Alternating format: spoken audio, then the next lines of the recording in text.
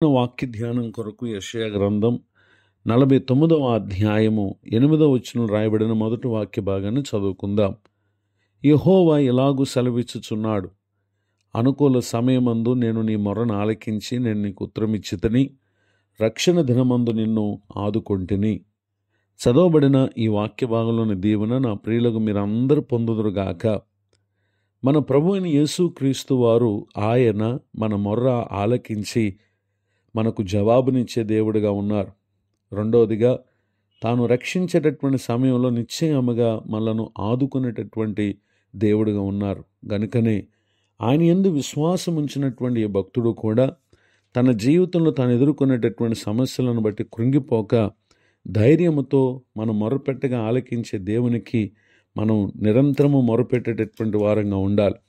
ఈ మొరపెట్టుట విషయమై యేసుక్రీస్తు ప్రభువారు మాట్లాడుతూ ఆయన తెలియపరిచినటువంటి మాటలు మనం పరిశీలన చేసినట్లయితే, లూకా రాసినటువంటి సువార్త 18వ అధ్యాయము 1 నుండి 8 వచనాల వరకు రాయబడినటువంటి వాక్యంలో ఆయన ఒక అధిపతిని ఇక్కడ ప్రభువారు జ్ఞాపకం చేస్తూ ఉన్నారు.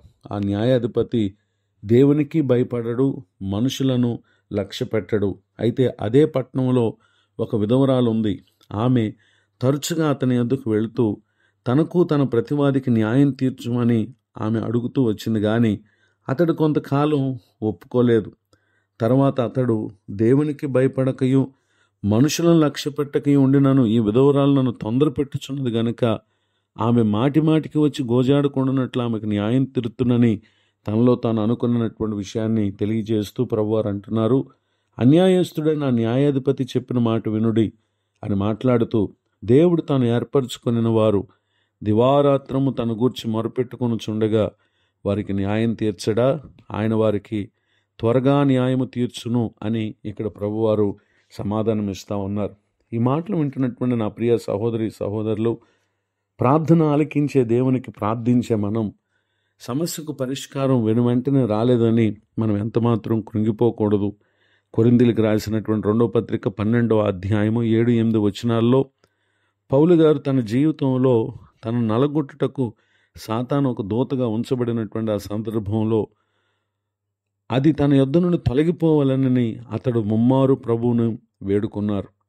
మొదటిసారి, రెండవసారి, మూడవసారి వేడుకున్నటువంటి సందర్భంలో ప్రభువారు అన్న మాట, నా కృప నీకు చాలును, బలహీనత యందు నా శక్తి పరిపూర్ణమగుచున్నదని జవాబునిచ్చారు. నిజమే, మన ప్రార్థన ఆలకించి ఆయన మనకు జవాబునిస్తారు. ఎప్పుడైతే అతడు ఈ మాట విన్నాడో దేవుని శక్తి తనలో నిలిచి ఉండు నిమిత్తం ప్రభువారు అన్నారు, నీ బలహీనత యందు నా శక్తి పరిపూర్ణమగుచున్నదని. ఆ సందర్భంలో పౌలు గారు అంటున్నారు, క్రీస్తు శక్తి నా మీద నిలిచి ఉండు నిమిత్తం విశేషముగా నా బలహీనతల యందే బహు సంతోషముగా అతిశయపడుదును అని తీర్మానం తీసుకున్నట్టుని ఇక్కడ మనం గమనించగలం. ఈ మాటలు వింటున్న ప్రియ సహోదరి సహోదరులు, దేవునికి విశ్వాసముతో మొరపెట్టి అనేకులు జవాబును పొంది ఉన్నారు. దేవుడు వారిని ఆదుకున్నారు. అలానే ఈ మాటలు వింటున్నటువంటి మీరు కూడా అనేక సంవత్సరాలుగా, అనేక దినములుగా దేవునికి మొరపెడుతూ తగిన జవాబు రాలేదని విసుగుదల చెంది ఉన్నారా? ఆధారపడకండి. ఆయన ద్వారా తప్ప మనకు ఏ విధముగానూ జవాబు దొరకదు. మనం ఆదుకోబడలేం. గనుక ఈ మాటలు విన్నటువంటి నా ప్రియులకు మీరు నిశ్చయముగా ప్రభు మనకు సెలవిచ్చిన వాగ్దానం మీ జీవితంలో నెరవేరు నిమిత్తమై విసుగుదల చెందక మొరపెట్టండి. ఇటు దీవెనకు పాత్రులు కండి. పరిశుద్ధాత్మ దేవుడి మాటలు మన కొరకే దీవించునుగాక. ఆమేన్. ప్రార్థన. కృపగలిగిన మా తండ్రి, మీ కొందనాలు. నేడు విన్న ఈ మాటలు మా ప్రియుల ఆత్మకు మేలు కలుగుటకై దీవించండి. దైవజనులను వారి కుటుంబాన్ని పరిచయం దీవించండి. కృంగిన వారిని, దుఃఖితులను లేవనెత్తండి. నూతన సంవత్సర దయాకిరీటాన్ని పొందిన మా ప్రియుల జీవిత దినములన్నిట మీ కృపాక్షేమలు దయచేయండి. తమ ప్రయత్నములన్నీ మా ప్రియుల ఎడల సఫలపరిచి మీ దీవించమని యేసుక్రీస్తునామములో బ్రతిమాలి ప్రార్థిస్తున్నాను తండ్రి. ఆమేన్. తండ్రి, కుమార, పరిశుద్ధాత్మ దేవుడు తోడ నడిపించునుగాక. ఆమేన్. నేడు విన్న